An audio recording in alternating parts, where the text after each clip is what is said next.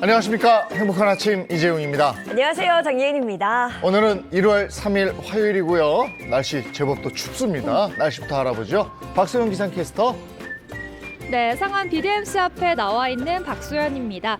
새해 첫 주는 매서운 한파와 함께 시작됐는데요. 오늘 아침은 추위가 더 강력해졌습니다. 다행히 이번 한파는 그리 오래가지 않아서요. 올해 낮부터 조금씩 누그러지겠습니다. 네, 오늘 날씨 어떤지 자세히 전해주시죠. 네, 오늘 전국이 대체로 맑은 가운데 대기질도 깨끗하겠습니다. 다만 어제보다 더 추우니까요. 출근길 목도리와 장갑 등 따뜻하게 챙겨 입고 나오셔야겠습니다. 현재 중부를 중심으로는 한파특보가 발효 중입니다. 영하 10도를 밑도는 강추위가 이어지고 있는데요. 찬바람의 체감온도는 2에서 5도가량 더 낮겠고요. 오전까지 전남 서해안을 중심으로는 눈이 날리는 곳이 있겠습니다. 연일 맑은 날씨가 이어지는 동해안을 중심으로는 건조특보가 발효 중입니다. 어제는 건조특보가 내륙으로까지 확대됐는데요. 바람도 강하게 불어서 불씨 관리를 더 철저히 해주셔야겠습니다. 이 시각 현재 기온 살펴보겠습니다. 서울은 영하 8.9도, 대전은 영하 8.6도, 대구는 영하 3.5도 가리키고 있습니다. 오늘 한낮에는 서울 0도, 광주는 4도, 부산은 7도가 예상됩니다. 다가오는 금요일에는 중부와 호남을 중심으로 비나 눈 소식이 있겠습니다. 지금까지 날씨 전해드렸습니다.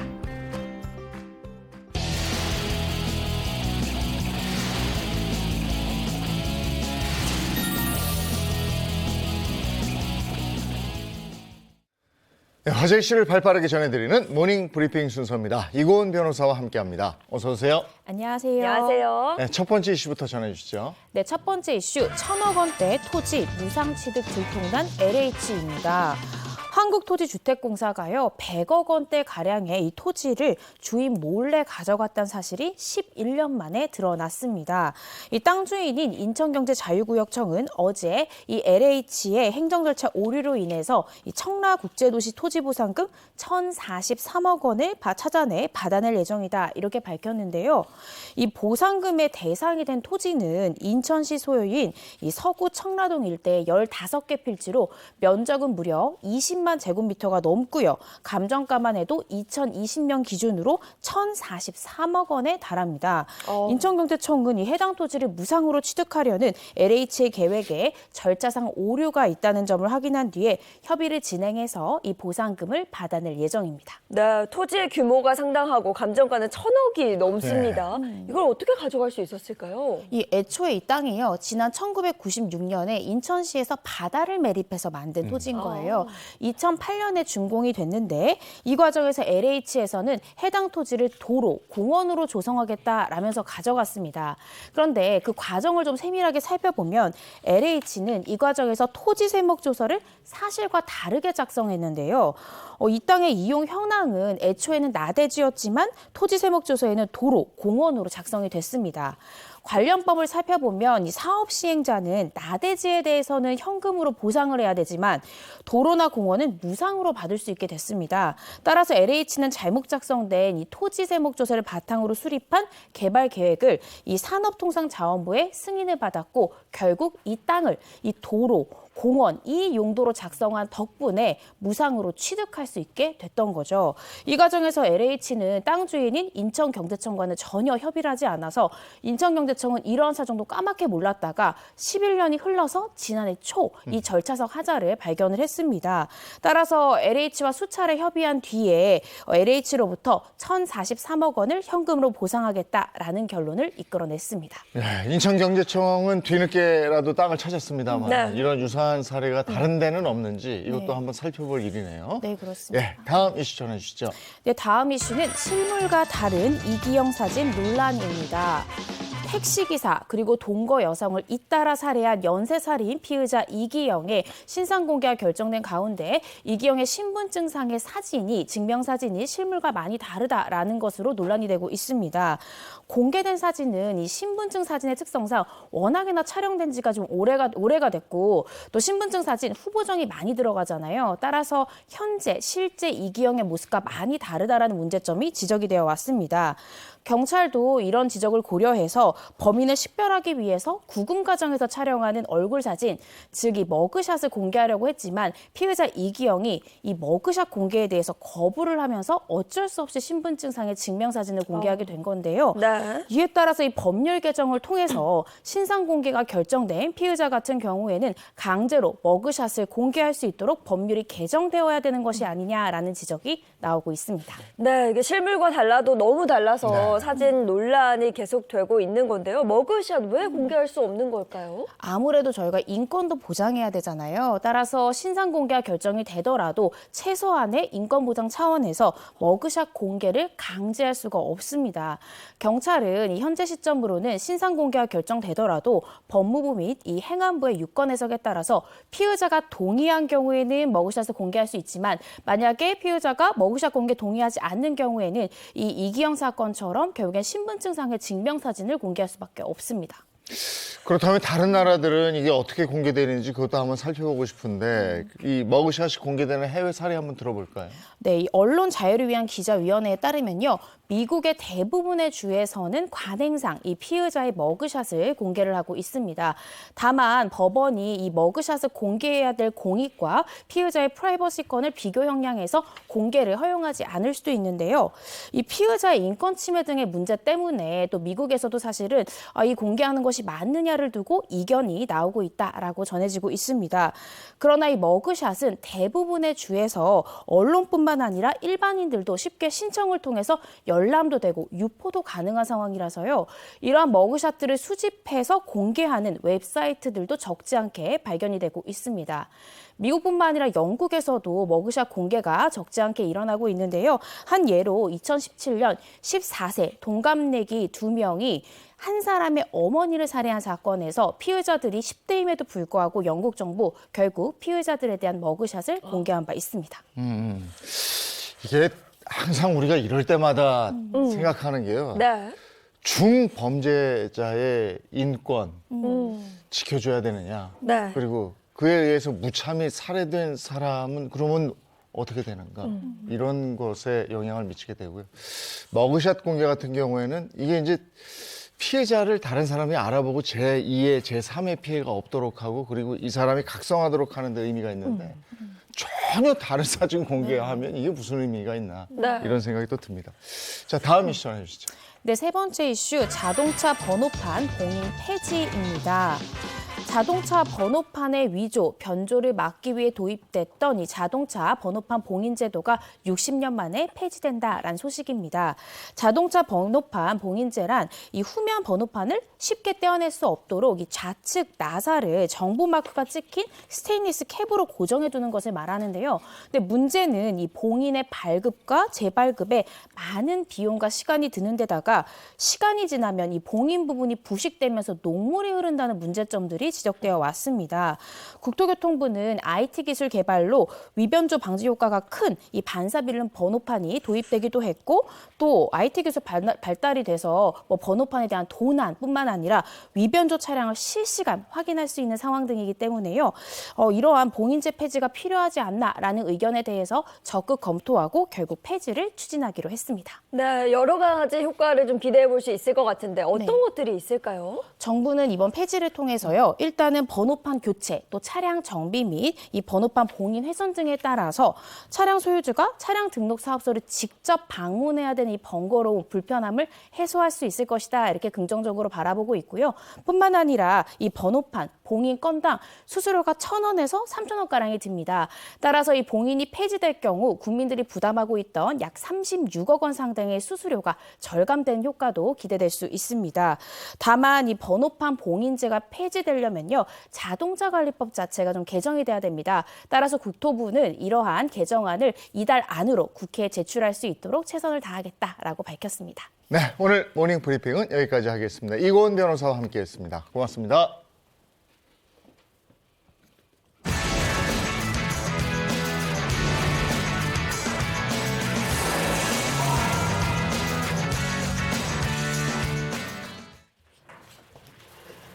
네, 행복한 100세 인생을 위해서 건강 정보 나누겠습니다. 윤영미 아나운서 어서 오세요. 네, 안녕하세요. 중년 건강의 아이콘 윤영미입니다. 반갑습니다. 네, 반갑습니다. 또 백승아 가정의학 전문의, 배우상 한의학 박사, 김정은 식품영양 박사 함께합니다. 어서 오세요. 안녕하세요. 네, 어서 오세요. 네, 반갑습니다. 네, 새해 하루 이틀 사흘 때 되는 날인데 벌써. 새해 계획 잘 세우셨죠? 실천 잘 하고 계시죠? 어떻습니까? 저는 좀 운동을 해보겠다는 계획을 어. 세웠는데 아직 실천은 못하고 네. 있습니다. 내일 씨가 운동을 하려면 차를 버려야 됩니다. 한번 노력해보겠습니다. 윤영미 아나운서는 어떤 계획 세우셨어요? 여러분 건강하세요. 무조건 건강이죠, 새해.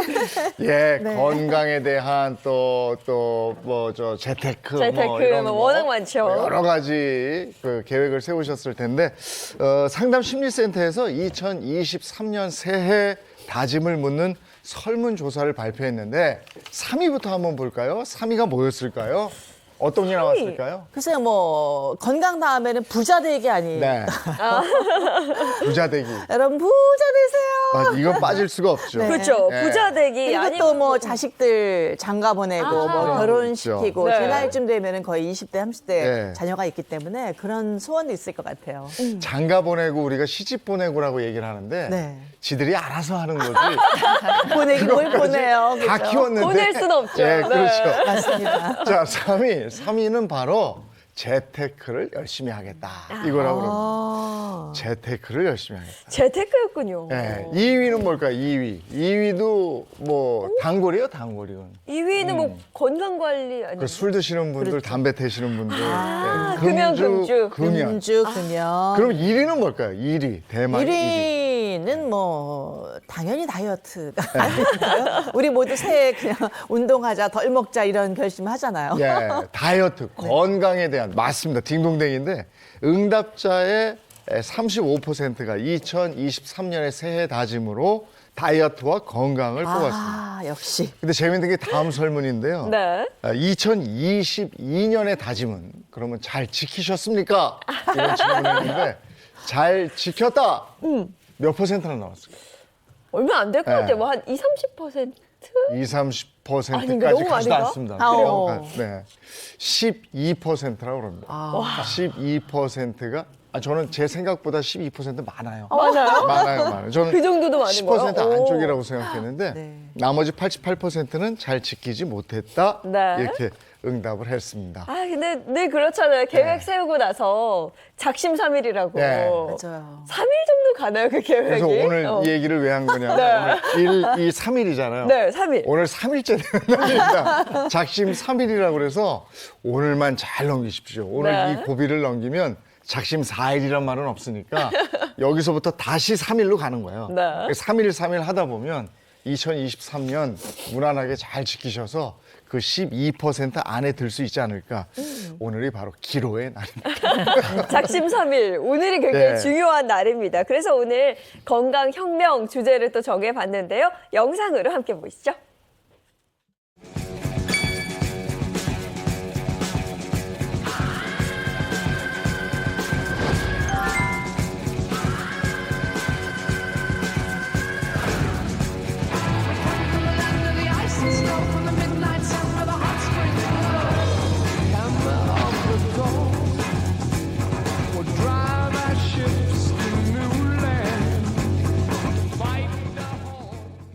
네, 오늘 주제 사진과 이렇게 그림으로 그린 거 무섭네요. 자, 오늘 주제가요. 뱃살 빼고 건강 더하기입니다. 뱃살은 정말 뭐 우리 모두의 고민 아니겠어요? 근데 이게 젊었을 때는 뱃살 뭐 이렇게 고민하다가도 하루 정도 분발하면 그럼 쏙 이게 없어지고 이랬는데 네. 야 지금은 너무너무 힘들어요, 빼는. 그러니까 출렁출렁이 이거 어떻게 어찌할 바를 모르는. 근데 정말 가장 좀 보기 싫다 하는 게 이제 그 나의 뱃살이거든요. 근데 친구들끼리 모여서 그런 얘기 한 적이 있어요. 아저씨 아줌마를 규정짓는 기준은 무엇이냐. 네. 결국 1등은 뱃살이더라고요. 맞아요. 그래서 이제 뱃살이 나오지 않은 이런 분들 보면은 저 사람은 건강 관리를 잘 하고 있고 자기 관리도 참 잘하는구나 하면서 호감이 이렇게 싹 가게 되더라고요. 예. 다이어트에는 또 한 일가견이 있으시죠? 저 30년 다이어터 되고 안 해본 역사가 거의 없어요. 네. 30년 내내 지금 하고 있는데 정말 심하게는 저는 지방 흡입도 해봤어요. 오. 10여 년 전에 그래요? 정말요? 했었고요. 뭐 레몬 다이어트, 고기 다이어트, 어. 열흘 동안 굶기, 한방, 양방, 뭐 어떤 티, 중국에서 온 티 먹고 이렇게 막 설사해서 막 10kg 빠진 네. 적도 있었고요. 찬란합니다, 저희 다이어트. 진짜 다 해보셨네요. 뭐 다이어트 하면 네. 할 말 워낙 많죠. 네, 근데 그냥 저녁을 좀 일찍 먹고 저녁에 야식 안 하고 네. 술 같은 거 좀 덜 하고 이게 가장 좋은 방법이긴 한 것 같아요.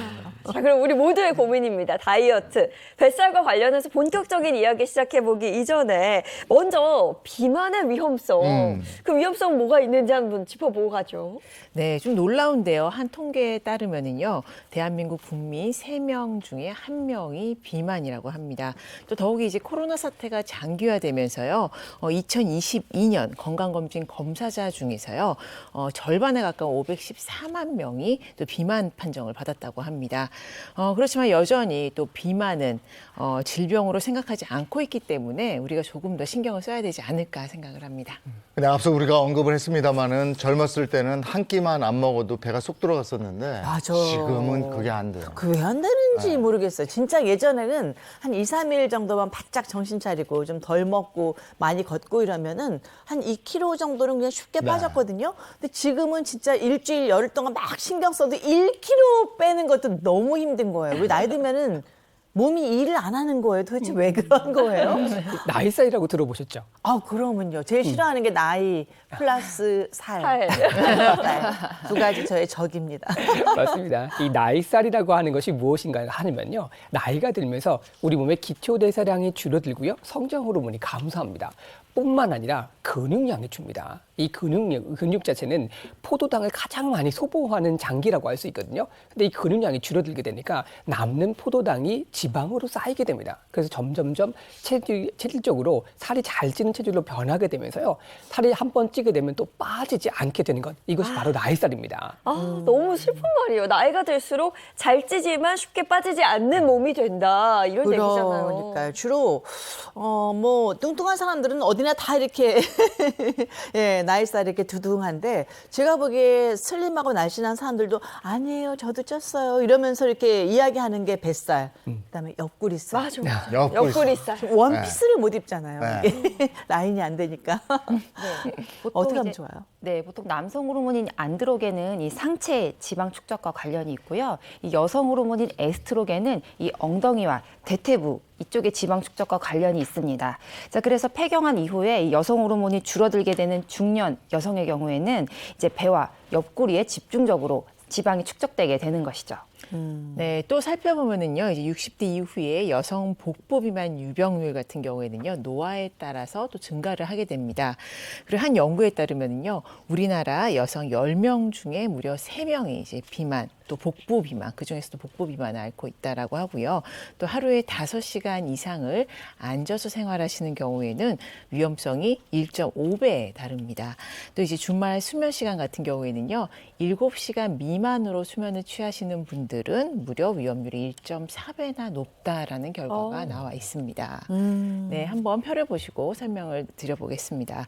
실제로 이제 통계를 봐도요, 복부 비만 유병률은 노화와 함께 증가를 하고 있는 추세에 있는 것을 확인할 수가 있는데요. 또 한 통계에 따르면 연령별로 비만율도 복부 비만율을 살펴봤을 때 40세 이후부터는 비만율보다 복부 비만의 증가율이 더 가파르게 되어 있는 것을 확인을 할 수가 수가 있습니다. 즉 나이살 중에서도 특히 이제 뱃살 관리가 중요하다라는 것을 이 표를 통해서도 알 수가 있겠습니다. 아, 뱃살 정말 다들 배둘레임 하나씩은 두르고 있잖아요. 그렇죠? 뭐 네. 튜브를 끼고 있다고 하기도 하고. 네, 베들레헴 배에 웬 햄을 그렇게 두르고 있는지 그것도 슬라이스한 햄 아니라 그냥 통햄이만 이런 걸 이렇게 다 두르고 있는 것 같아요. 너무 싫어요, 베들레헴. 너무 싫죠. 뱃살은 진짜 방심하는 순간 확 차오르기 마련인데 날이 추워서 그럴까요? 막 괜히 더 이불 속에 들어서 뭔가 먹고 싶고 막 음식이 뭔가 날 잡아당기는 것 같고 막 그런 느낌도 들어요. 이게 왜 타이어에 바람을 좀 살짝 빼놓으면 네. 이렇게 되잖아요, 타이어가. 이렇게 되죠. 네. 몸이 그런 형태로 돼서 그리고 지난 연말에 우리가 워낙에 먹었기 때문에 또 네. 위를 잔뜩 키워놨잖아요. 그래서 음식이 저를 더 잡아당기는 게 아닌가 이런 생각도 듭니다. 네, 보통 이제 다이어트를 할 때 가장 큰 걸림돌이 식욕이잖아요. 네. 저도 그것 때문에 굉장히 고생을 하고 있는데 식욕에도요 사실은 진짜 식욕과 가짜 식욕이 있습니다.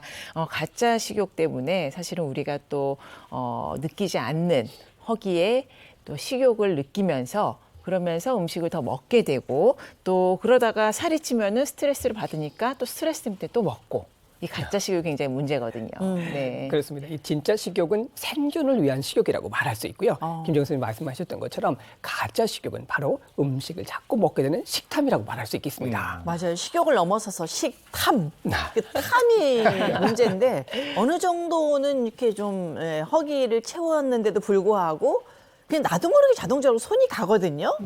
그냥 이유는 그냥 앞에 음식이 있으니까 뭐 이러면서 맞아요. 계속 손이 가는데 이거 좀 어떻게 좀 막을 방법이 없을까요? 일단 식탐이 왜 생기는지 그 이유를 좀 아시는 것이 중요할 것 같은데요. 바로 우리 몸에 있는 뇌에 있는 뇌하수체 호르몬의 분비 이상 때문입니다. 우리가 스트레스를 받잖아요. 그러면 코르티솔이라고 하는 호르몬이 분비가 됩니다. 근데 이 코르티솔은 당분, 나트륨, 이 지방에 대한 식탐을 늘리게 되고요. 또 우리가 뭔가 보상을 받고자 한다라고 하는 마음이 들 때 이 도파민이라고 하는 호르몬 자체가 분비가 되는데 음식을 먹고 싶다라고 하는 생각이 만들어지는 것이죠. 따라서 스트레스를 받거나 뭔가 위로받고 싶을 때 이럴 때 호르몬이 분비가 과도하게 일어나면서 식탐이 발생하게 됩니다.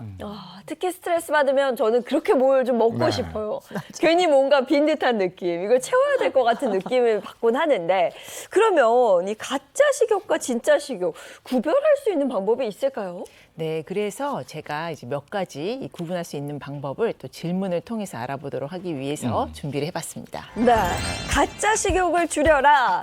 이 중에서 가짜 식욕은 무엇일까요? 갑자기 찾아온 허기 대 점점 강한 허기입니다. 뭘까요, 정답은? 갑자기 찾아온 갑자기 허기대 찾아온, 점점 강해지는 점점 강해지는 허기. 이게 다 진짜 배고프니까 이런 거지. 그걸 가짜가 있고 진짜가 있고 이래요? 가짜랑 진짜 네. 뭘까요? 점점 강해지면 그게 진짜 허기, 식욕이려나? 뭐예요? 정답은요? 정답은요. 네. 갑자기 찾아오는 허기입니다. 아니, 갑자기 배고플 때 있는데. 갑자기 맞아. 찾아오지 네. 않나요, 보통? 네, 진짜 식욕은요. 우리가 뇌에서 호르몬을 분비하면서 이 점진적으로 서서히 허기를 느끼게 됩니다. 그렇기 때문에 이 갑자기 느꼈다면 가짜 식욕일 가능성이 높게 됩니다. 그렇군요. 그럼 이어서 다음도 한번 보도록 하겠습니다. 가짜 식욕을 줄여라. 저희가 지금 가짜 식욕을 찾고 있는데요. 식사 3시간 후 느껴지는 허기 대 배에서 나는 꼬르륵 소리입니다. 근데 식사 3시간 후에는 허기가 당연히 느껴지는 거 아니에요? 식사 3시간 후에 허기가 안 느껴지면 이건 소화가 안 되는 거죠. 이건 병원에 갈 이건 일이고. 얹혀 있는 거죠. 배고프면 당연히 꼬르륵 거리는 거지. 나 네. 선생님께서 4시간 후에 허기를 느끼는 게 정상이라고 하셨거든요. 그러면 3시간 반 정도 후에 느끼는 허기는 진짜일까요, 가짜일까요? 정답은요? 뭐예요? 네, 이 중 이제 가짜 식욕은 예상외로 이 3시간 후에 느끼는 허기입니다. 아, 그래요? 네. 진짜 배가 고프면은 배에서 꼬르륵 소리가 나면서 또 어지럽기도 하고 조금 이제 기운이 없기도 한데요. 그렇지 않고 3시간 후에 갑자기 배고픔을 느꼈다면 이거는 이제 가짜 허기라고 보시면 되겠습니다. 이게 3시간 뒤에 배고프면 진짜 배고픈 게 아닌가 했는데 그게 아니었네요. 예. 가짜였어요. 알았어요. 자, 다음 질문 갑니다. 맛있는 음식 앞에서 멈출 수 없다와 배부르면 멈춘다.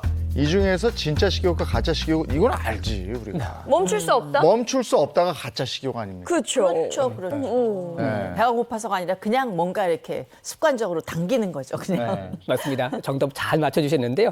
음식 앞에서 또 맛있는 음식에서 멈출 수 없는 식욕 이것이 바로 가짜 식욕이거든요. 근데 이 식욕을 줄이셔야지만 뱃살이라든지 다이어트를 성공하실 수 있습니다. 네네. 아니 근데 어떻게 아는데 과연 어떻게 그걸 가짜 식욕을 멈출 수가 있느냐 이게 궁금하거든요. 돈이 없으면 돼. 못 사. 너무 슬플 것 같은데. 아니면 저는 그런 걸 이거- 들었거든요. 물 마시라고? 물 마시라고. 물배 채우라는 거예요, 그러면? 아, 네. 그것도 이제 말이 된다고 볼 수 있는데요. 우리 몸은요, 이제 갈증을 느낄 때 함께 허기도 느끼게 된다고 합니다. 그렇기 때문에 이제 물을 충분히 마시는 것도 허기를 달래는 방법 중에 하나입니다. 이 유혹을 벗어나야만이 또 우리가 살을 뺄 수가 있는데요. 그리고 또 중요한 걸 하나 알려드릴게요. 하루에 3번 이 가짜 식욕을 느끼는 시간대가 있다고 합니다. 네, 영국의 한 영양학자가 조사한 결과에 의하면은요, 시간을 제가 좀 말씀을 드릴게요. 오전 11시와 3시, 그리고 저녁 9시 반. 이 세 타임을 좀 주의 깊게 잘 지켜나가시면 잘 극복을 하셔야 되겠죠. 그렇게 되면은 가짜 식욕을 이겨낼 수 있다라는 보고가 있습니다. 근데 이거 진짜 식욕인데. 저도 이제 회사 다닐 때 보면요. 그렇죠. 한 아침에 딱 출근해서 한 11시쯤 되면 아나운서들이 슬쩍 없어져. 매점에 가 있고 막 네, 어디 가 있어요. 그러다가 이제 점심 먹고들 들어와. 그래서 오후 3시쯤 되면 또 슥 사라져. 어디 가서 뭐 먹고 있어요. 과자 같은 거 맞아요. 먹고. 그리고 집에서도 9시에 한 이제 뉴스 10시. 보다가 9시 30분쯤 되면 뭐 출출한데 뭐 시키고 싶잖아요. 그런 생각 들잖아요. 근데 이게 다 진짜 식욕 같아요. 그러니까요. 근데 또 한번 뭔가 먹고 싶다 생각이 들면 저는 뭘 해도 먹고 싶어요. 물을 마셔도 이 물이 아닌데. 아니야, 채워지지 않아. 뭔가 씹으면서 넘겨야 되는데 네. 막 이런 생각이 들거든요. 그럼 어떻게 되는지 아세요? 어떻게 돼요? 이렇게 돼. 그러니까 비만으로 가는 고속 열차를 타게 된다는 거예요. 네, 자 그렇죠. 그러면 이미 쌓인 뱃살, 이 뱃살을 저희가 또 해결을 해봐야 되는 거잖아요. 한번 본격적으로 해결을 해보도록 하겠습니다. 이 뱃살이 문제인 이유가요, 내장 지방 때문이다 이렇게 제가 들었는데 지방에도 종류가 굉장히 다양하더라고요. 체지방, 피하지방, 내장 지방 각각 좀 어떤 차이가 있는 거예요? 간단하게 설명해 드릴게요. 체지방은 우리 몸속에 쌓여 있는 전체적인 지방을 말합니다. 그리고 그 중에 이제 체지방 중에 피하지방과 내장지방이 속해 있다라고 볼 수 있겠는데요. 그 중에서도 이 내장지방이 각종 염증을 일으킬 수 있고 우리 몸속에 장기 쪽 영향을 줄 수 있으니까 이 내장지방은 반드시 좀 줄여야 되는 지방이라고 생각하시면 좋겠습니다. 네, 뭐 내장 지방의 위험성은 100번을 말해도 부족함이 없는데요. 이제 어느 정도로 위험하냐라는 걸 좀 말씀을 드리자면, 물론 이제 심혈관 질환이라든지 당뇨, 암을 유발하는 것은 물론이고요. 만병의 근원이라고도 불리고 있죠. 그리고 소리 없는 살인자라고도 불리고 있고요. 또 몸속에 시한폭탄이라고 불리울 만큼 굉장히 위험한 요소를 갖추고 있다라고 생각하시면 되겠습니다. 그런데 내 뱃살 속 지방한테 물어볼 수도 없어요. 너 피하 지방이니? 내장 지방이니? 물어볼 수도 없고 이걸 저희가 어떻게 알 수 있을까요? 네, 아까 체지방은 크게 피하지방과 내장지방으로 나뉜다고 아까 말씀을 하셨잖아요. 자, 피하지방은 말 그대로 피부 밑에 이렇게 아래에 있는 지방층이라고 보시면 됩니다. 자, 그래서 이렇게 손으로 살을 잡았을 때 이렇게 잡히는 살이 바로 피하 지방이라고 보시면 되는데요. 자, 이렇게 잡히는 것과 달리 이 내장 지방은 이 장기 사이사이에 껴있기 때문에 쉽게 파악을 하기가 좀 어렵습니다. 자, 우리가 내장 지방 1kg이 있을 때 이게 피하 지방 5kg이 있는 경우와 위험성이 동일하다고 여겨지는데요. 그래서 내장 지방이 쌓이지 않도록 관리를 하는 것이 중요하겠습니다. 자, 내장 지방을 조금 더 쉽게 보여드리기 위해서 제가 준비한 게 있는데요. 자, 사진 한번 보실게요. 네, 여기 보시면 이 장기 곳곳에 끼어있는 이 누런 물질들이 바로 내장지방이라고 보시면 되는데요. 네, 이 내장지방은 장기 사이사이에 껴있는 지방을 말합니다. 자, 이게 혈관 속에 침투해서 이 콜레스테롤 수치를 높일 수도 있고 염증과 고혈압 등의 질환을 유발할 수가 있습니다. 그러니까 우리 나이 되면은 예뻐지고 싶은 욕심 없는 건 아니에요. 그렇지만 그런 것보다는 사실 건강을 더 생각을 해서 관리를 하게 되거든요. 저런 병에 걸릴까 봐. 네, 그래서 제가 여러분의 건강 지킴이로서 이 초간단 내장 측정 방법을 좀 준비를 해봤습니다. 자, 여기 내장 지방 걱정되시는 분 있으세요? 아, 저는 없어요. 예. 한번 가볼까요? 많이 네. 걱정됩니다. 심히. 네, 제가 좀 간단하게 측정을 네. 해드리도록 하겠습니다. 네. 아유, 백 선생님이 저하고 이렇게 둘을 보면서 얘기해서 딱 집어서 얘기를 하시니까. 일로 선배님 일로 들어가시죠. 이재용 씨. 자꾸 밖으로 쓰지 말고. 아유. 자, 제가 네. 이 바로 이 내장 측정, 내장 지방 측정 자를 이용해서 이제 측정을 하는 건데요. 자, 우리가 이제 배꼽 옆에 살에 이제 엄지 길이만큼 살짝 꼬집어서 이 집히는 집게로 찝었을 때 이 측정을 해서 자, 2cm 이상이면 피하 지방, 그리고 2cm 이하면 내장 지방이 많다고 볼 수가 있겠습니다. 내장지방 많은 게 안 좋은 거죠. 그렇습니다. 네, 그래서 제가 이제 이재용 씨부터 좀 측정을 해보도록 하겠습니다. 여기요? 네, 여기 측정을 해보겠습니다. 여기 집중적으로 네, 이제 몰라있네. 꼬집어서 네. 이렇게 자로 측정을 해보겠습니다. 자, 한 3.3cm 정도 되시네요. 네, 이재용 씨. 자, 그리고 이제 윤영미 씨 제가 측정을 해보도록 하겠습니다. 내가 힘을 팍 주고 있는데 소용없는 거죠? 네, 제가 좀 꼬집어서 직접 측정을 해드릴 건데요. 자, 이렇게 집게로 찝어서 네, 잠시. 없어. 네, 아니에요. 별로 측정이 안 되네요. 자, 아니에요. 그렇진 않아요. 이제 자, 가차없이 해주세요. 네, 1cm 정도. 네, 윤영미 씨는 되셨네요. 네, 네, 네. 그래서 윤영미 씨 같은 경우는 지금 1cm이기 때문에 2cm 미만이어서 자, 내장 지방이 좀 많다고 보여지는 것이고요. 그러면 안 네. 좋은 거네요? 네, 오히려 내장 지방이 많으신 거기 때문에 조금 위험성이 높다고 보실 수 있고요.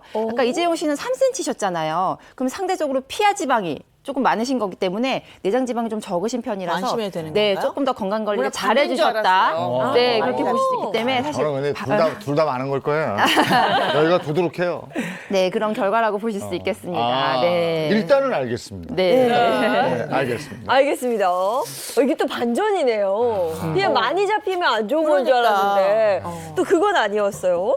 근데 제가 알기로는 한국인이 특히 내장 지방이 쌓이기 쉬운 체질이다. 이렇게 알고 있거든요. 이게 맞는 얘기예요? 맞습니다. 옛날에 이제 비만 얘기하게 되면 백인이 정말 많았었는데요. 그런데 똑같은 지방을 봤을 때 한국인이 내장 지방이 좀 더 쌓이기 쉽습니다.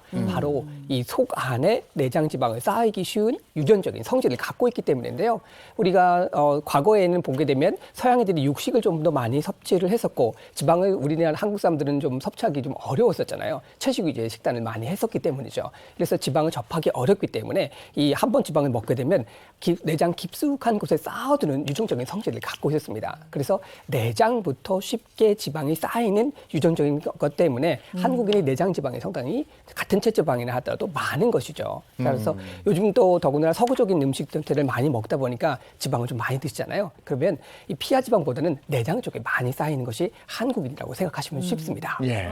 근데 이제 배가 나온다고 얘기를 우리가 하는데 이 뱃살의 모양이 또 달라요. 생각해보면 그래요. 네, 네. 어떤 사람은 윗배가 나온 사람도 있고 저 같은 경우는 아랫배만 살짝 볼록하게 나오는 스타일이에요. 뭐 나온 것도 아니에요. 또 어떤 분들은 그냥 전체적으로 맞아요. 그렇죠. 이렇게 네. 두둑한 분들도 있는데 왠지 뱃살 모양이 다른 그 모양에 따라서 위험성이나 우리 대처하는 방법도 좀 다를 것 같은데요. 네, 맞습니다. 이 뱃살이라고 해서 다 같은 뱃살이 아닙니다. 자, 뱃살이 나온 유형에 따라서 건강에 미치는 영향도 조금씩 다르게 됩니다. 그러면 여러분의 뱃살은 어떤 모양이고 또 어떤 유형인지 한번 같이 확인을 해보도록 하겠습니다. 뱃살에도 위험급이 있다라고 저희가 정리를 한번 해봤는데요. 가장 건강한 건 일단 뱃살이 없는 거고 3위부터 공개. 그렇죠. 있다고 생각했을 때 3위부터 공개하겠습니다. 아랫배만 볼록 나온 뱃살입니다. 배가 약간 처지면서 아랫배가 볼록 나온 거예요. 이게 이제 저위험군 뱃살인 거예요. 그렇죠? 저는 근데 아랫배만 볼록 나온 게 아니라 약간 울룩불룩, 약간 이렇게 울퉁불퉁 이런 뱃살이거든요. 저는 몇 위일까요? 저는 살짝 정말 아랫배만 살짝 나온 그런 유형이에요. 제 뱃살은. 축하드립니다. 그게 축하요? 네, 뱃살이 나왔다고 축하드릴 일인지 모르겠지만 뱃살 유형 중에 지금 3위 가장 위험이 적은 저위험군에 속하는 뱃살이라고 할 수가 있고요. 흔히들 뭐 ET처럼 이렇게 아랫배만 살짝 나온 이 스타일이 이제 저위험군이 되겠습니다. 보통 이제 피하 지방이 쌓이기 시작하는 초기 단계라고 보시면 되고요. 주로 이제 자세가 좀 구부정해서 뱃살에 이제 근육에 힘이 들어가지 않고 또 복근에 힘이 빠져서 나타나는 뱃살이라고 보시면 되고요.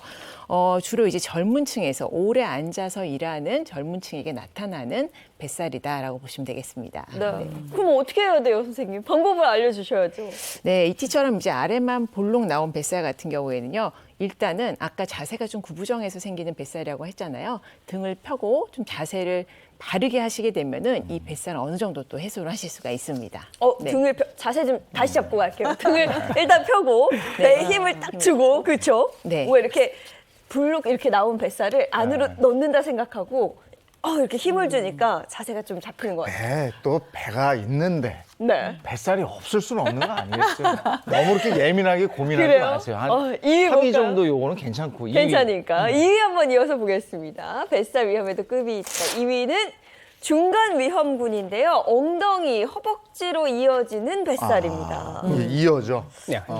이런 모양의 뱃살은요, 출산 후 여성이라든지 오랫동안 앉아서 일하시는 여성분들에게 주로 나타나는 뱃살이라고 보실 수 있겠습니다. 우리가 임시를 하게 되면요, 아랫배에 태아를 보호하기 위해서 뱃살이 늘어나게 되죠. 그런데 출산 이후에 운동을 하지 않게 되면 1에서 한 4kg 정도의 지방이 남게 됩니다. 이것이 남아서 하복부에 뱃살을 만들 수 있고요. 특히 피하 지방이 많은 여성분들이 오랫동안 앉아서 일을 하시게 되면 엉덩이라든지 허벅지 부위로 뱃살이 늘어날 수 있습니다. 거기다가 나이가 들어서요, 내장 지방이 늘게 되면 아주 건강을 위험할 수 있는 뱃살 유형으로 바뀌게 되고요. 만약에 내장 지방이 쌓이지 않았다 하더라도 엉덩이에서 문제가 있으니까 허리라든지 또 무릎, 또 발목 이런 관절 부위에 영향을 줄 수 있으니까 이런 뱃살은 좀 줄이시는 것이 좋겠습니다. 이때부터는 이제 중간 위험군이니까 관리를 하셔야 되는 그렇죠. 거고. 관리해야 되고. 그러면 이제 고위험군으로 가는 거죠, 1위. 1위 보겠습니다. 가장 위험한 고위험군 1위는 윗 아랫배가 올록볼록 접히는 뱃살입니다. 저는 그냥 봐도 문제가 생겼네요. 아까 윤영민 아나운서가 네. 얘기했던 그 뱃살이 네. 거울 것 보기 같아요. 싫어요. 예. 위아래가 올록볼록 이렇게 나왔기 때문에. 네, 알파벳 B처럼 이제 울룩불룩 접히는 뱃살은 이제 건강에 가장 안 좋은 모양인데요. 자, 윗배가 아랫배가 모두 나왔으면서 이제 배꼽선을 중심으로 이렇게 울룩불룩 접히는 모양을 하고 있습니다. 자, 윗배가 나왔다는 건 그만큼 내장 지방이 있다는 것을 의미하게 됩니다. 자, 우리가 젊었을 때는 피하 지방 때문에 아랫배만 이렇게 볼록 나와 있다가 이 폐경 후에 여성 호르몬이 줄어들게 되면서 이제 내장 지방도 함께 쌓이게 돼서 이런 모양이 생기게 되는데요. 자, 이 경우에는 이 내장 지방과 피하 지방에 안 좋은 영향을 모두 받을 수가 있게 됩니다. 자, 그래서 내장 지방으로 인해서 대사증후군, 뭐 심내혈관 질환 이런 위험이 올라가는 등 한마디로 건강에 최악인 뱃살이 만들어지게 되는 것이죠. 근데 너무 겁을 주시는 것 같아요. 뱃살 좀 쪘다고 뭐 이렇게 무서운 혈관 질환이 찾아온다고요?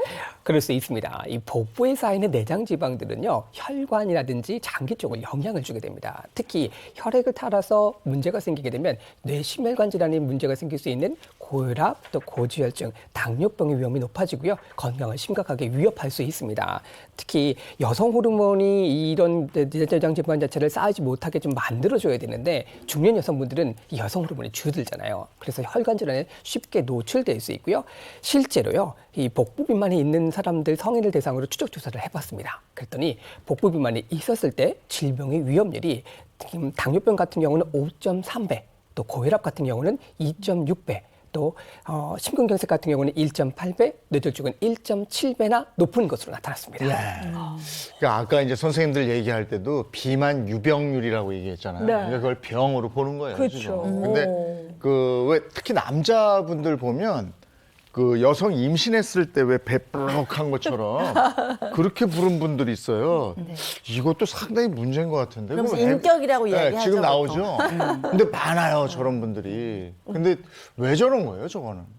네, 저런 게 이제 중년 남성분들에게 흔히 보이는 네. 뱃살이죠. 자, 윗배부터 불룩 나온 이 뱃살도 굉장히 위험하게 됩니다. 자, 남성 호르몬인 테스토스테론과 이 여성 호르몬인 에스트로겐은 이 내장 지방을 억제하는 성질이 있는데요. 이 남성분들 같은 경우에는 30세 전후로 해서 테스토스테론이 감소하게 되면서 이 내장 지방이 많아지는 것이 주 원인이 되겠습니다. 저런 분들 보면 뱃속에 수박 한 덩어리 부담스러워요. 저거 어떻게 해야지 제거할 수 있어요? 네, 이 뱃속의 수박을 좀 없애는 방법을 좀 알려드리자면은 중년 남성들 같은 경우에는 사실 뭐 음주도 많이 하시고 또 스트레스도 많이 받으시기 때문에 어떻게 보면은 이제 하루에 음주량을 좀 줄이시는 게 좋습니다. 보통 이제 이렇게 수박처럼 생긴 뱃살을 없애시려면 하루에 500kcal 정도를 적게 섭취해라라고 이야기를 하는데요. 소주 한 병에 403kcal 정도가 되고요. 생맥주 같은 경우에는 한 잔에 185kcal 정도가 됩니다. 그렇기 때문에 음주를 하지 않게 되면은 자연스럽게 안주 삼아 드시는 기름질 음식 섭취도 줄어들기 때문에 하루 열량 섭취도 자연스럽게 좀 줄어들 수가 있거든요. 그리고 당연히 유산소 운동과 또 스트레스를 좀 조절하는 것도 필요하겠습니다. 우리가 수박이 안에 들어있다고 표현했죠. 사실 이렇게 보면 늙은 호박 같아요. 이렇게 쭈글쭈글. 빼긴 빼야 돼요. 네. 근데 우리가 얘기하는 이런 내장 지방의 위험성, 근데 이거보다도 더 위험한 지방이 있다면서요? 네, 혹시 이소성 지방이라고 들어보셨을까요? 생소한 전국의 지방을 다 다녀봤는데 지방은 아직 못 가봤어요. 이게 뭐예요? 네, 이소성 지방은 이제 본래 있어야 할 장소와는 다른 곳에 있는 지방이라는 뜻으로서 말 그대로 이제 있어서는 안 되는 곳에 존재하는 지방을 의미합니다. 자, 장기 근처의 내장 지방도 위험한데요. 이 이소성 지방은 내장 지방이 쌓이고 쌓여서 더 이상 쌓일 곳이 없게 됐을 때 지방이 쌓이면 안 되는 이 장기 자체와 혈관에 직접적으로 쌓이는 지방을 말하게 됩니다. 이거 심각한 얘기인데요. 혈관에 뱃살 쌓이고 쌓이다 쌓일 데가 없으면 다른 장기에 쌓일 수 그러게 있다. 말이에요. 이게 좀 위험해 보여요. 네, 맞습니다. 자, 이소성 지방은 이 간이나 심장과 같은 주요 장기에 직접 달라붙기 때문에 이 내장 지방보다 더 위험한 제3의 지방입니다. 그래서 최악의 지방이라고도 불리게 됩니다. 아니 그러면은 심장에 지방이 쌓이면 이거 어떻게 되는 거예요? 큰 문제가 생길 수 있겠죠. 이 이소성 지방 같은 경우는 장기와 혈관에 직접적으로 달라붙어서요. 이 지방 세포를 장기 쪽으로 영향을 주게 되는데 이때 독성 물질인 염증 물질을 퍼뜨리게 됩니다. 그러면 장기라든지 혈관이 제대로 기능을 하지 못하게 되는 것이죠. 화면 한번 보실게요. 사진 보여주십시오. 네, 왼쪽은 정상 심장이고요. 오른쪽은 이소성 지방이 쌓여져 있는 심장이라고 할 수 색깔도 있습니다. 달라요. 맞습니다. 그래서 이소성 지방이 혈관을 타고 흐르다가 혈관에 직접적으로 쌓이게 되면요. 이 혈관의 탄력을 잃게 되고요. 좁아지는 협착이 발생된다든지 또 혈관벽이 좀 두꺼워지는 석회화라고 하는 증상이 발생될 수 있습니다. 이때 가장 치명적인 것이요. 심장에 영양을 공급하는 관상동맥에 문제가 생기게 되면 심장 마비, 심근경색이 올 수 있습니다. 이번에는요, 정상 간과 또 이소성 지방이 쌓인 간을 한번 보여드릴게요. 왼쪽이 정상 간이고요. 오른쪽은 이소성 지방이 쌓인 간이라고 볼 수 있습니다. 이소성 지방, 이것이 보통 우리가 지방간이라고 부르는 것인데요. 이것이 이소성 지방이 낀 간이라고 보게 되고, 이런 간에 지방이 끼게 되면요, 염증 물질을 많이 분비하게 되니까 소화도 안 되고 여러 가지 다양한 질환들을 유발시킬 수 있습니다. 직장인들 건강검진하면 지방간 얘기하는데 대부분 있거든요. 근데 저게 심해지면 저 정도로 가는 거군요. 근데 지방이라는 게 우리가 뭐 팔뚝, 뭐 배 그쵸. 이런 데 있는 지방이 거기에 그냥 낀 상태로 있는 줄 알았더니 이게 또 혈관을 타고 돌아다니기도 하고 이러는 거예요. 네, 맞습니다. 이 지방이 혈액 속에서 혈중 지방 형태로 있게 되면 우리 몸에 이제 중성 지방이나 콜레스테롤 이런 수치가 더 올라가게 되는 것이죠. 그럼 선생님 저 질문 있어요. 궁금한 거. 보통 이소성 지방은 과체중인 분들에게만 나타나는 게 아닐까 싶어요. 왜냐하면 쌓이고 쌓이다가 쌓일 데가 없어 쌓인다고 하셨으니까 체중이 좀 안 나가고 마른 사람들은 그 생길 일이 없을 것 같은데요. 맞나요? 그렇지는 않습니다. 이 날씬하신 분들도 이소성 지방은 생길 수가 있습니다. 자, 이소성 지방은 각 장기의 얇은 막에 붙어서 생성이 되기 때문에 사실 복부 지방이나 이런 것처럼 외관상으로 잘 이제 드러나지가 않을 수가 있습니다. 그래서 얼마든지 날씬한 사람도 숨어 있을 수 있기 때문에 주의를 하셔야 되고요. 제가 그래서 이소성 지방을 체크해 볼 수 있는 방법을 조금 가지고 왔거든요. 이소성 지방을 체크해봐요. 체크할 수 있어요. 이소성 어떻게요? 지방. 어떻게? 네, 이제 숨어 있는 이소성 지방을 테스트해 볼 수 있는 방법으로 1분 동안 의자에 앉아서 이제 팔짱을 끼고 앉아서 반복하는 횟수를 좀 측정해 보는 건데요. 자, 여기 앞에 나가서 한번 같이 좀 진행을 해보겠습니다. 이번에도 저희 둘이. 네, 같이 한번 나오셔서 대표. 해보겠습니다. 대한민국 남녀 네. 뱃살 대표. 네, 이쪽에 네, 저는 이쪽에. 보시고 자, 제가 먼저 좀 설명을 드릴게요. 자, 1분 동안 의자에 앉아서 이렇게 팔짱을 끼고 이렇게 앉았다 일어났다를 이제 이거? 반복해 주시는 건데요. 너무 이제 급격하게 하지 마시고 이제 힘을 주시면서 이렇게 허벅지에 힘을 주면서 이렇게 스쿼트 앉았다 하듯이. 일어났다를 스쿼트 스쿼트 하듯이 네, 이렇게 해주시면 되는데요. 이게 이제 우리가 이 허벅지 근력을 측정을 함으로써 이제 우리 허벅지 근력이 전체 이제 근력이라고 대변을 한다면 이제 근력이 좋을수록 이제 근육량이 많게 되는 거잖아요. 그렇게 되면 이제 상대적으로 이소성 지방이 적다 이렇게 볼 수가 있겠습니다. 자, 준비가 되시면 이제 시작을 좀 해보도록 하겠습니다. 자, 뭐라는 거죠? 네. 근육이랑은 거의 없는데. 네, 자. 준비되셨을까요? 네. 자, 시작. 오, 두 분 다 잘하시는데요, 근데? 지금 개수 다 세고 계신 거죠, 두 분? 오, 자세가. 이재용 아나운서는 뭐 워낙 산도 많이 다니시고 하체가 튼튼하셔서 지금 뭐 전혀 흔들림이 없습니다. 이걸 1분간 하셔야 되는데 20초 막 지났고요. 윤영미 아나운서 조금 더 힘내주셔야 될 것 같아요. 지금 점점 느려지고 있어요. 무릎이 더 아파오고 힘내주세요. 있어요. 우리 밖으로 나가시면 안 되는데. 오, 지금 두 분이 너무 시작은 비슷했는데 자세는 괜찮은 확연히 건가요? 달라지네요. 할수록 야, 이재용 아나운서 지금도 웃으면서 그렇죠. 보통 힘든 게 아니거든요. 이재용 이게. 아나운서는 산에 많이 다니시더라고요. 그렇죠. 이야.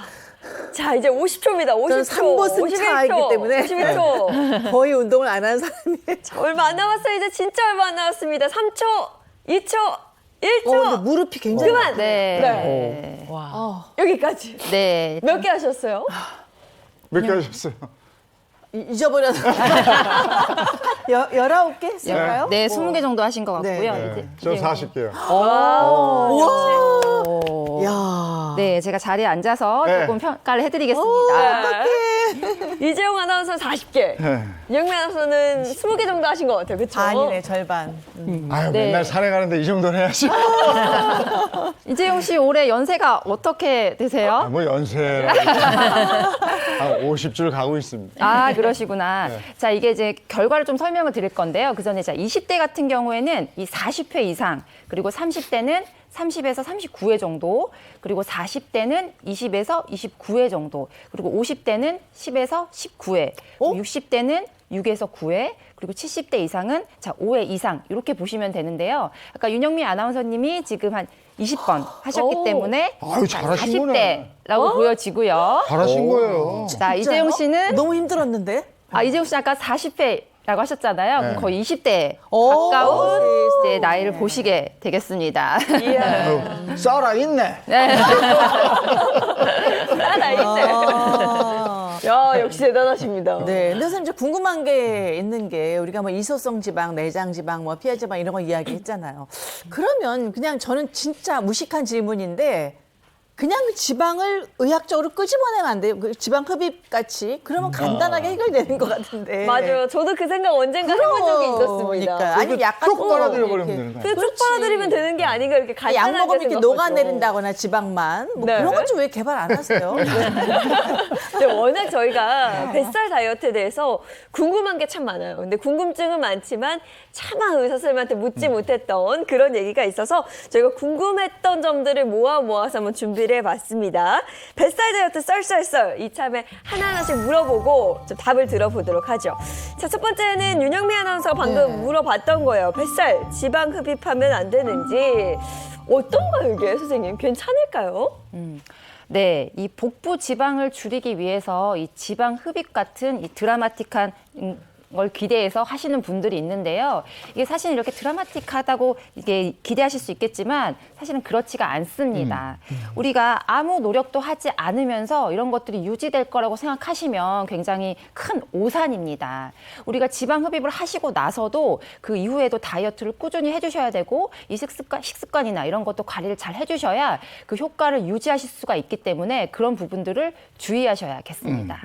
백승아 선생님 말씀해 주셨던 것처럼요. 지방 흡입을 하게 되면 지방을 제거하기 때문에 일시적으로 지방이 좀 줄어드는 것은 사실입니다. 그런데 다이어트 특히 음식이라든지 운동 자체를 제대로 하지 않게 되면 특히 근육량이 늘지 못하게 되면서 우리 몸속의 인슐린 저항성 자체가 개선이 안 돼요. 그렇게 되면 당뇨와 같이 혈당을 높일 수 있는 상황 자체가 계속 만들어져 있는 것이죠. 이것이 언제든지 비만으로 이어질 수 있는 상황이 될 수 있습니다. 그래서 식이요법이라든지 운동을 통해서 특히 복근 운동을 많이 해주시는 것이 뱃살 다이어트에 상당히 도움이 되시거든요. 유산소 운동과 같이 겸해 주시는 것이 복부 근육을 잘 빠지고 뱃살을 유지하시는 좋은 방법이 되겠습니다.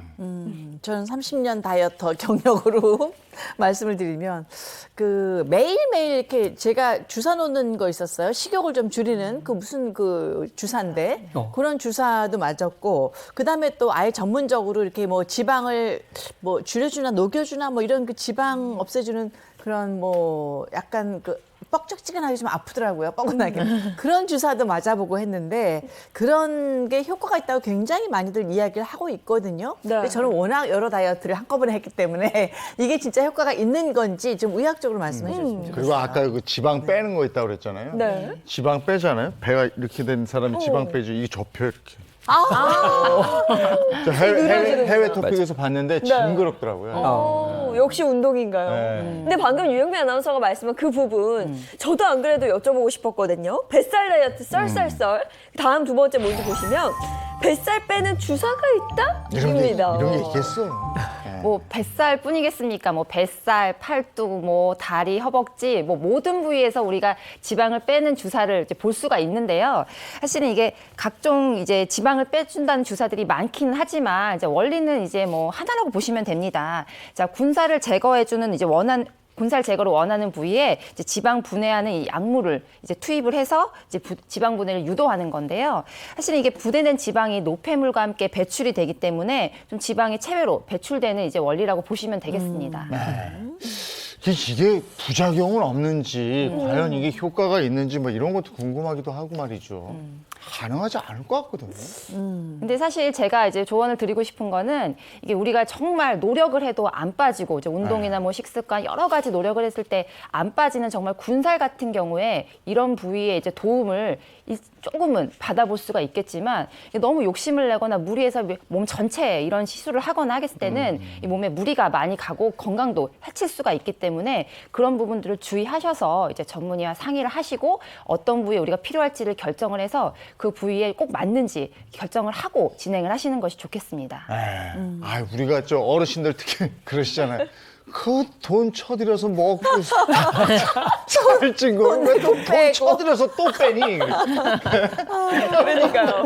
그거부터가 우리가 조심을 그러니까 해야 왜 되는데. 음식 먹을 때 남기면 아까우니까 왜 이렇게 넣어도 그러면서 막 먹게 되거든요. 다 넣어둔 것 때문에 또 돈 내고 또 빼고 뺄 때. 그래 아까운 게 말이에요. 아닌 것 같아. 그러니까 음식은. 그리고 이제 우리가 또 다이어트 하면 또 하는 게 그 원 포인트? 원 포인트 다이어트. 그런 거 있잖아요. 하나만 네. 구워 먹는 거 그건 있을 때. 또 어떻게 되는지, 그건 효과가 있는지 없는지. 그게 그것도 또 궁금합니다. 이게 뭐 뱃살 다이어트, 팔뚝살 다이어트 이렇게 있는데 사실 다이어트라는 게 우리가 해봐서 알겠지만 뱃살 다이어트라 해서 뱃살만 빠지진 않거든요. 그런 다이어트는 없죠, 선생님? 맞습니다. 이 뱃살만 뺀다고 해서 뱃살이 빠지는 경우 우리 많이 다이어트 해보시잖아요. 그런 경우는 아마 별로 많지 못하셨을 거예요. 아마 지방 흡입이라든지 지방 요소를 맞게 되면 그 부위가 살짝 조금 줄어드시는 느낌을 받으실 수 있고요. 또 그 부위에 관련된 특정 어떤 부위에 관련된 운동을 하시게 되면 조금 감량을 보실 수는 있을 것 같습니다. 다만 이제 뱃살을 좀 줄이시고요. 사실 이런 부분들이 운동이 제일 중요하시거든요. 그 중에서도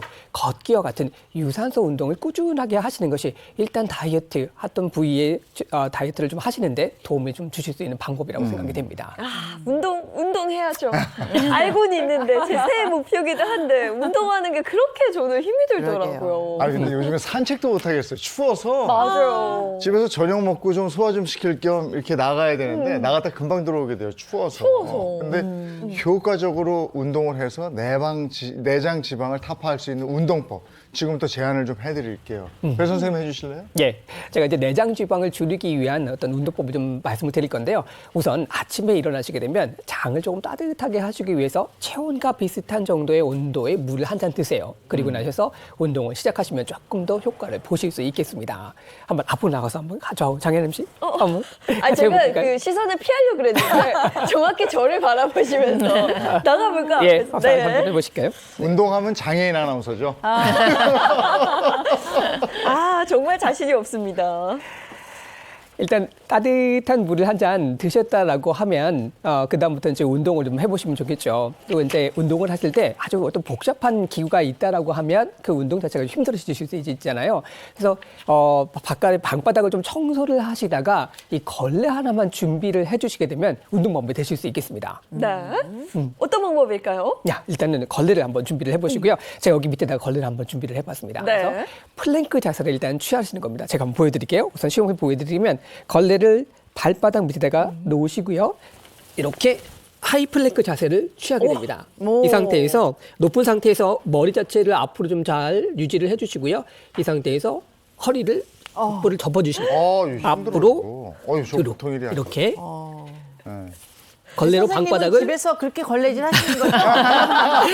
운동하면서 제가 하고 있습니다. 사모님 대신에? 예, 이렇게 10번 정도 해주시는 겁니다. 와, 한번 저는 해보실까요? 안 될 것 같습니다. 포기해도 되나요? 아, 그래도 운동이니까 한번 해보실게요. 아랫배를 줄이기 위해서. 이 상태에서 자세를 주셨다가 앞으로 접어주세요. 무릎을 굽히지 않은 상태에서 어떻게 잡죠? 허리만 접어주신다고 생각하시고, 예, 앞으로 당겨주세요. 예, 됐습니다. 하나, 다시 당겨주시고, 둘, 잘 됐습니다. 자, 다시 당겨주시고, 셋, 야, 힘드시죠? 이게 진짜 하나 하는 것도 우와, 이 진짜 힘든 보통 동작이에요, 일이 아니에요. 이게. 생각보다 복부에 힘이 많이 들어가실 거예요. 그래서 자극이 좀 되시니까요.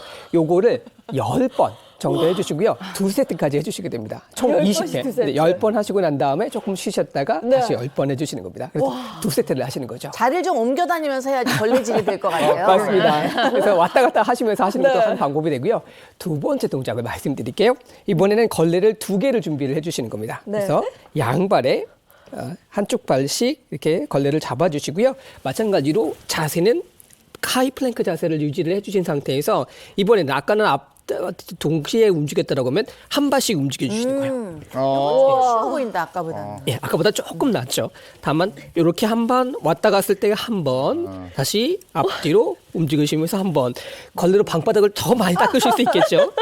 면적이 넓어지니까. 우와, 근데 이게 걸레가 예. 미끄러지잖아요. 맞습니다. 고정되어 있는 상태가 아니니까 계속 밀어내는 힘과 밀어내는 힘이 만나서 진짜 힘들어요. 복근자극이 확실히 되실 수 있으니까 네. 그래서 자극 좀 한번 더 더 해주시면 해볼까요? 해보실까요? 네. 자세 이렇게 잡고 예. 하나, 하나, 앞뒤로 하나, 둘, 이제 앞 한 못할 번, 것 셋. 이렇게. 우와, 이걸 몇 번 네. 해야 돼요, 선생님? 이거 10번 해주시고요. 그게 한 세트가 됩니다. 그리고 10번 하시는 거를 2세트 하셔서 이렇게 해주시게 되면 앞에 한 번 한 세트에서 40번, 네. 그리고 두 번째 해서 20번에서 총 40번 내가 되겠죠.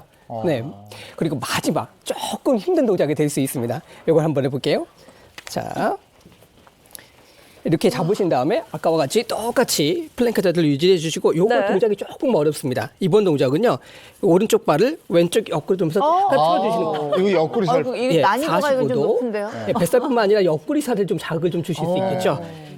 하나 다시 돌아오고 옆구리 반대쪽으로 반대쪽으로? 예, 이렇게 해서 옆구리를 살짝 좀 틀어주시고 최대한 가실 수 있게끔 다시 돌아오시고 이게 하나가 됩니다. 그래서 한 번 만만치 않아, 만만치 않아.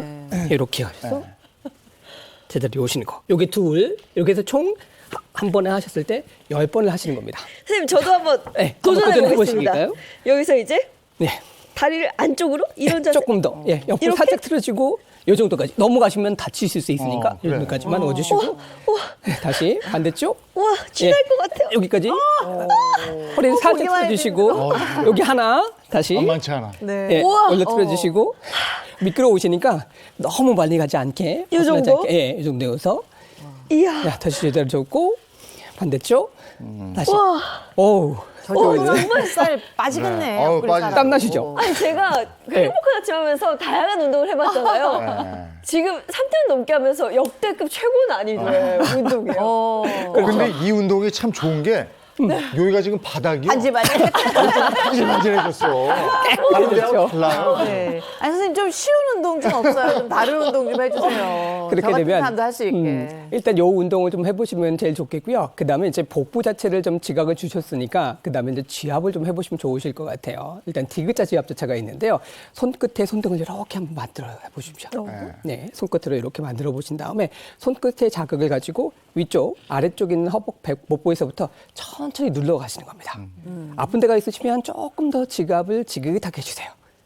그리고 늑골 자체 다르게 되면 반대쪽 왼쪽으로 이렇게 배꼽 위쪽에서 이렇게 자극을 좀 주십시오. 특정 부위 아픈 데가 있는데. 그 부위를 조금 더 눌러주시게 되면 우리 내장 지방이 장 쪽에 있잖아요. 그쪽을 자극하고 거기를 연소하는 데 도움을 받으실 수 있습니다. 점점점 눌러주셔서 아래쪽으로 내려갑니다. 특히 위쪽으로 오는 장 쪽이 상행결장이고요. 옆에는 회행결장, 밑으로 하행결장이라고 있는데 이 대장을 자극해 줄 수 있는 방법이 됩니다. 아침에 따뜻한 물 한 잔 드시고요. 이렇게 마사지를 해주시게 되면은 장 활동이 상당히 원활하게 될 수 있습니다. 그리고 끝이에요?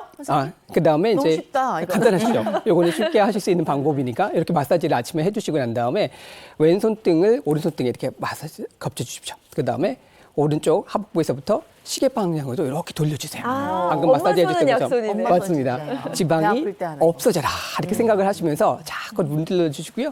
10번 정도 해주신 다음에 반대쪽으로 이제 시계 방향 반대 방향으로 이렇게 왼쪽에서부터 한쪽으로 쓸어주시면 됩니다. 10번 정도. 자극을 해주십시오. 장 자체가 따뜻해지시게 되면요, 이 장에 있는 지방도 점점 줄어들 수 있고요, 장 활동이 좋아지기 때문에 대장 변비 잘 때도 도와주시면서 뱃살을 빠지시는데 도움을 받으실 수 있겠죠. 선생님, 그 다이어트 하시는 분들이 배 동동동동동 이렇게 때리는 경우 있잖아요. 맞습니다. 이것도 효과가 좀 있는 거네요. 그럼요. 효과가 있죠. 특히 이제 공원 같은 데 가시면 어르신들이 많이 하시는 걸 보실 수 있을 텐데요. 일단 동작을 제가 보여드리게 되면 손으로 앞을 뻗었다가 아랫배를 탁 때리세요. 이렇게 팡팡 치던데. 탄력을 주시면 탕. 네. 등도 치고 배도 치고 뭐. 치고 이렇게 해주시는 건데요. 이렇게 자극을 조금 강하게 주시게 되면 장 쪽의 활동이 좀 좋아지겠죠. 혈액순환뿐만 아니라 장에 있는 지방 자체가 없어지라라고 해서 이렇게 자극을 주시면 좋습니다. 얼쑤.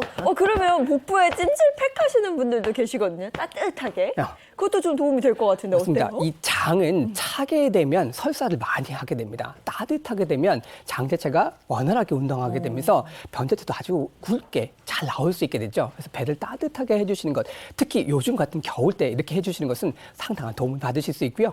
뱃살은 일단 지방이잖아요. 이제 우리가 지방을 좀 녹이는 역할을 할 때 한방에서도 침 자체를 자극을 주면서 따뜻한 온찜질을 하시게 되면 좀 더 좋은 효과를 보실 수 있는 방법이 됩니다. 그래서 찜질팩도요. 근데 너무 많이 하신 분도 있어요. 과하게 온도를 높이시게 되면 이 피부가 상할 수 있습니다. 화상을 입으실 수 있으니까 저온 화상만 주의하셔가지고 복부 찜질팩을 해주시는 것이 좋겠습니다. 네, 뱃살 빼는 운동, 지압법까지 함께 배워봤습니다. 선생님 고맙습니다. 네, 감사합니다. 네, 고맙습니다. 그러니까 복부에 열을 오르게 해서 장의 순환을 도와주는 그런 원리였습니다. 이 내장 지방을 제거하는 운동법 같이 알아봤고요. 이번에는 이게 사람이 안 먹을 수는 없는데 먹으면서도 지방을 좀 덜 쌓이게 하는, 그리고 제거해주는 이런 요리를 오늘 제안해 드리겠습니다. 부탁합니다. 네, 오늘은 이제 지방 분해에 도움이 되는 시금치를 가지고 나왔습니다. 그리고 우리가 이제 지방 섭취를 좀 줄여야 되는데 또 분해를 시켜야 되는데 또 단백질 섭취도 같이 해줘야 되겠죠. 그래서 네. 시금치를 넣은 달걀찜을 준비해 오, 보겠습니다. 시금치 달걀찜. 네. 근데 딱 봐도 재료가 상당히 간단해 보여요. 그렇죠. 오늘도 역시 간단하죠. 네. 만드는 방법도 굉장히 간단한데요. 일단은 제가 이제 오늘 준비된 재료를 보시면은 달걀은 잘 풀어서 준비를 해주시고 또 여기에 새우살이랑 시금치를 넣어서 달걀찜을 해볼 안 거예요. 마실 수가 없겠네. 그렇죠. 다 또 어린 아이들도 좋아할 만한 아주 부드러운 그런 또 맛을 가지고 있기 때문에 이렇게 준비를 해주시면 되는데, 일단은 이제 이렇게 간단하지만 또 깊은 맛을 내게 하기 위해서 오늘은 육수를 좀 뿌려가지고 달걀이랑 섞어서 만들어 볼 거예요. 육수 같은 경우에는 다시마랑 멸치를 넣어서 한 15분 정도 끓인 멸치 육수를 준비를 해주셔야 되는데, 이렇게 보통 이제 그때그때마다 꺼내서 쓰시려면 좀 불편하니까 이렇게 망에다가. 망에 넣어가지고 이렇게 한 10개 정도를 냉동 보관을 해놓으시면 그때그때마다 이 육수 팩을 활용해서 육수를 내실 수 있거든요. 이렇게 이제 준비를 해놓으시면 되고요. 저는 오늘 육수를 미리 좀 우려가지고 달걀물이랑 섞어놨어요. 아. 예, 그래서 체에다 한번 걸렀기 때문에 굉장히 식감도 부드럽고요. 또 같이 드셨을 때 그런 알끈이라든지 걸리지 않고 아주 부드럽게 드실 수가 있습니다. 그리고 여기에 이제 소금이랑 청주나 맛술 같은 거를 살짝 넣어가지고 비린맛만 없애게 이렇게 간을 충분히 해주시면 돼요. 네. 그리고 여기에 이제 들어가는 재료는 아까 오늘의 주인공이 시금치잖아요. 지방을 분해를 해준다라고 했는데 이 시금치는 뭐 데치거나 그러지 않고요. 이 뿌리 부분까지 넣으셔야지 시금치의 그런 단맛이라든지 굉장히 또 그런 영양 성분도 이 뿌리 쪽에 또 많이 모여 있기 때문에 요거를 딱 잘라버리지 마시고 흙을 잘 털어내신 다음에 이렇게 좀 갈라서 먹기 좋은 크기로 십자 모양을 내시네요. 네, 나무를 할 때는 이렇게 좀 같은 속도를 있게 하기 위해서 십자 모양 내주시고요. 또 너무 덩어리가 크면 부드러운 달걀찜 드실 때 입에서 좀 따로 놓을 수 있기 때문에 이렇게 좀 작게 십자 모양을 내서 송송 썰어주세요. 네. 이걸 다 제거하시는 줄 알았는데 아니었어요. 네. 나물 무칠 때도 이 부분이 단맛이 또 굉장히 좋습니다. 그래서 이걸 제거를 하면 사실 시금치의 맛의 반은 없어진다라고 생각을 할 정도로 네. 제거하지 마시고 다 사용을 하시면 좋을 것 같아요. 송송송송 썰고. 네, 송송 썰어서 준비를 해주시고요. 그리고 새우는 그냥 새우. 칵테일 새우. 네, 쓰시는 칵테일 새우. 거죠? 껍질까지 다 까져 있기 때문에 굉장히 간단하게 준비를 하실 수 있고 물론 이제 통째로 넣으셔도 되지만 시금치와 비슷한 크기로 약간 성글게 다져주세요. 네, 이렇게 성글게 다져서 같이 숟가락으로 떴을 때 겉돌지 않고 같이 떠서 드실 수 있는 그런 크기로 준비를 해주시면 돼요. 자, 이렇게 새우살을 다져서 준비를 해줍니다. 자. 새우가 들어가니까 이렇게 탱글탱글할 것 같아요, 식감이. 그렇죠. 씹는 식감도 좋고요. 그리고 새우살이 없으시면 여기에 뭐 집에 있는 어묵 같은 거 좀 썰어 넣으셔도 되고요. 뭐 흰살 생선, 뭐 동태살 같은 거 있잖아요. 그런 거 썰어 넣으셔도 또 풍미가 굉장히 좋으니까 그렇게 구성을 하셔도 됩니다. 자, 그리고 여기에 오늘 이제 시금치랑 새우살 그리고 아까 육수하고 소금이랑 청주 넣어서 양념을 해서 체에다가 한번 걸은 거예요. 그렇기 때문에 굉장히 좀 이렇게 묽고 그리고 부드럽고 이제 걸리는 알끈 같은 게 없이 굉장히 매끈하거든요. 네, 생각보다 묽다라고 생각을 하실 네. 수 있을 거예요. 그래서 여기에 이제 달걀 한 개당 물은 뭐 종이컵 한 컵 정도가 들어가기 때문에 달걀과 네, 물. 달걀과 물, 육수죠. 또 굉장히 묽은 느낌인데 사실 이렇게 쪄내면 아주 찰랑찰랑거리는 달걀찜을 만드실 수가 있습니다. 약간 일식당 같은 데서 나오는 것 같은 달걀찜. 네네. 좀 부드럽게 목넘이 아주 부드러운 달걀찜을 만들 수가 체에 있고요. 걸리지 않고 그냥 하는데 네. 걸러봐야 되겠어요. 네, 걸러서 하시면 훨씬 부드럽습니다. 그리고 여기에 이제 시금치를 밑에 깔아주세요. 아무래도 좀 부피가 있기 때문에 위에다가 올리면 다 위로 떠버리거든요. 이렇게 시금치를 밑에 깔아주시고 네. 이따가 이제 숨이 죽기 때문에 많아 보이지만 그렇게 완성되었을 때는 부피가 크게 나가지는 않습니다. 그리고 이제 새우살 올려주세요. 그 위에 새우살을 달걀물을 붓는군요. 네, 요 위에 이제 달걀물을 맛있겠다. 부으면 이제 재료들이 많이 뜨지 않고 네. 매끈하게 완성을 하실 수가 있어요. 액젓 같은 건 안 나요? 액젓 넣으셔도 돼요. 어. 근데 액젓 향이 너무 강하면은 또 전체적으로 좀 비릴 수가 있고 뭐 참치 액젓이라든지 까나리 액젓 같은 조금 향이 적은 액젓을 섞어주시면 또 간을 잡고 감칠맛을 주기에도 좋습니다. 되게 예쁘네요. 그쵸? 그렇죠. 달걀찜이 너무 예뻐요. 저 색감도 또 새우살이 또 붉은색이기 때문에 초록색의 시금치랑 같이 쪄냈을 때 또 색감도 너무 또 밸런스가 좋고 이쁘죠. 이야. 자, 이렇게 해서 요대로 쪄내는구나. 그리고 찌는 방법을 알려드릴 텐데 보통 이 찜기에 찌면은 너무 또 김이 온도가 높아져서 기포가 생길 수 있거든요. 네. 매끈하게 찌는 방법 좀 알려드릴게요. 이렇게 아, 물 위에 그냥 넣어요? 네, 중탕으로 쪄내는 거예요. 일단 물이 달걀액에 한 3분의 1 정도까지 오게만 물을 부어주시고요. 불을 켜주세요. 불을 켜주신 다음에 조금 기다리셔야 되는데 바글바글바글하고 이제 그릇이 이게 흔들리면서 소리가 나거든요. 이제 그때까지 좀 센 불로 끓여주세요. 그래서 이제 냄비에서 이렇게 그릇이 흔들리는 소리가 나기 시작을 하면 불을 아주 약하게 줄이고 뚜껑을 덮는 거예요. 자, 지금 이렇게 이제 끓기 시작을 하면 이렇게 기포가 나오기 시작을 하거든요. 그러면서 이제 귀로 한번 판단해 보시면 돼요. 달그락달그락 거리면 소리가 나면 뚜껑을 덮고 그릇 크기에 따라서는 뭐 8분에서 한 15분 정도를 쪄내주시면 되고 완성이 되었는지 확인을 하시면은 젓가락을 이렇게 찔러가지고요. 달걀물, 익지 않은 달걀물이 나오지 않는 것을 확인을 하시고 꺼내시면 달걀찜을 완성을 하실 수가 있습니다. 네, 아주 네. 쉽고 간단하게 맛있는 이 시금치 달걀찜이 완성이 됐는데 네. 시금치가 실제로 뱃살에 좀 도움을 주나요? 어때요? 맞습니다. 이 시금치에는 섬유질이 상당히 풍부하죠. 이 섬유질은 과식을 막고 포만감을 주기 때문에 갑자기 식사를 많이 하시는 것을 줄일 수 있습니다. 또한 시금치에는 단백질이 많이 함유되어 있잖아요. 이것은 지방을 줄이고 근육을 키우는 데 도움을 받으실 수 있습니다. 또 연구에 따르게 되면요. 시금치에는 소화 자체 또 식욕을 억제하는 효과가 있다라고 하는 것이 밝혀졌는데요. 바로 시금치에 들어있는 틸라코이드라고 하는 성분 자체가 소화 속도를 늦추고 포만감을 주는 호르몬을 분비 자체를 촉진한다라고 하니까 뱃살뿐만 아니라요. 다이어트를 원하시는 분들은 시금치 기억해 주시다가 잘 드시면 좋겠습니다. 맛있다. 맛있네요. 와, 진짜 맛있는데요? 너무 아니 어떻게 부드럽고. 시금치하고 새우를 넣을 생각을 하셨어요? 저는 그냥 뭐 이렇게 명란 같은 거 넣고 전자레인지에 돌려서 했거든요. 아 이거 왜 이제 가르쳐 주시는 거예요? 이거 아침에 너무 지금 맛있는데요? 먹으니까 막 행복해지는 그런 맛이에요. 근데 네. 이걸로 뱃살을 어느 정도 찌지 않게 할 수 있다는 거니까 한번 응용해 보시면 좋을 것 같습니다. 오늘은 뱃살, 내장, 지방 타파하는 방법 함께 알아봤습니다. 고맙습니다. 고맙습니다. 2023년이 시작되고 3일째 되는 날, 작심 네. 3일이 되지 않도록 더 주의를 하셔야 돼요. 네, 저도 그냥 웃고 있을 게 아니라 오늘 내일 운동 꼭 하도록 하겠습니다. 모두 좋은 하루 보내시고요. 저희 내일 아침 7시 30분에 돌아오겠습니다. 행복한 아침, 행복한 하루 되십시오. 고맙습니다. 고맙습니다.